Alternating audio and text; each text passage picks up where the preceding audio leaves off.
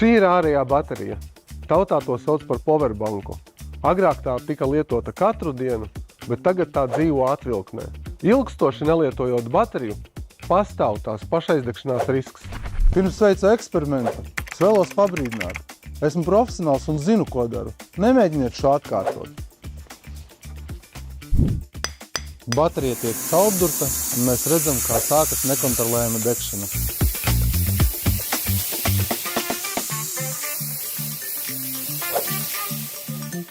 Litija bateriju bez speciāla ugunsdzēsības aparāta nodzēst nav iespējams, arī tad, ja iegremdēsim to ūdenī.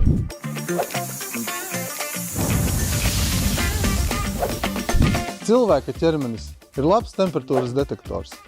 Ja jūti, ka powerbanka vai cita elektriska ierīce rokās karst, nelieto to, jo ierīcei pastāv pašaizdegšanās risks. Nedrošas ierīces neuzglabāt, utilizēt.